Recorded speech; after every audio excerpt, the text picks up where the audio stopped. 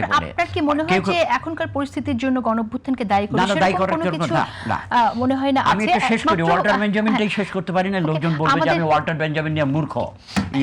আমাকে allow me to speak. ওকে ওকে বলেন। কেন বলছি এটা এই কারণেই বলছি ওয়াল্টার বেঞ্জামিন এর কথা এই কারণেই বলছি যে এই interrupted progress, ruins and catastrophe এর ভেতর দিয়ে আমরা গেছি, তাই তো?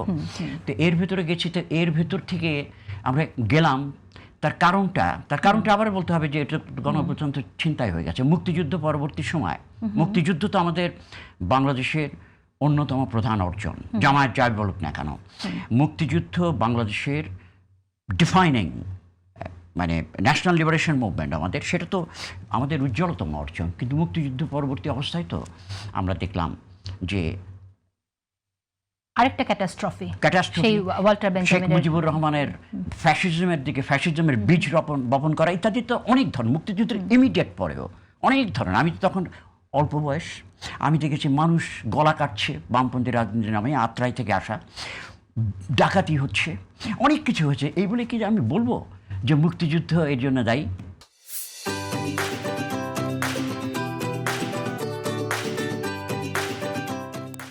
মুক্তিযুদ্ধ অবশ্যই দরকার ছিল, যেমন গণঅভ্যুত্থান দরকার ছিল।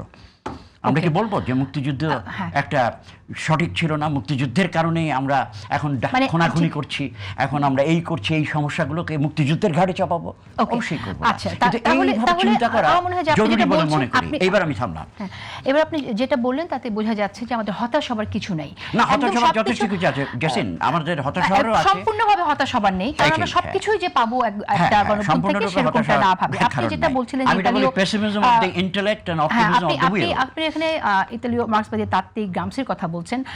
সেই জায়গা থেকে আমার মনে হয় যে আমরা যদি একটু আলোচনা করি, যে আপনি বলেন যে একটা মানুষের চিন্তার মধ্যে, চেতনার মধ্যে যখন একটা অন্য কোনো একটা দর্শন বা আদর্শ ঢুকে যায়, বিশেষ করে কালচারাল দিকে, সাংস্কৃতিক দিয়ে প্রভাবটাও যদি প্রভাবিতভাবে হয়ে যায়, আমাদের মনন যদি প্রভাবিত হয়ে যায়, তাহলে সেটা আমাদেরকে অনেক ক্ষতিগ্রস্ত করে। এবং আমরা দেখেছি যে বিশ্বে যখনই যেই ক্ষমতায় থাকে না কেন, প্রত্যেকটা স্বৈরাচার সরকার তারা আসলে এই সাংস্কৃতিক অঙ্গনকে ব্যবহার করেছে। এটা আপনার স্বৈরাচার সরকার ছাড়াও আমরা কলোনিয়ালিজমের ক্ষেত্রেও তাই দেখেছি। আমাদের মাথাটা আগে, মগজটা আগে দখল করা হয়েছে, তারপর আমাদের বাকি জিনিসগুলো দখল করা হয়েছে। এগুলো দান্দিকভাবে সম্পর্কিত, আগে পরে না হলেও। হ্যাঁ বলেন। রাইট।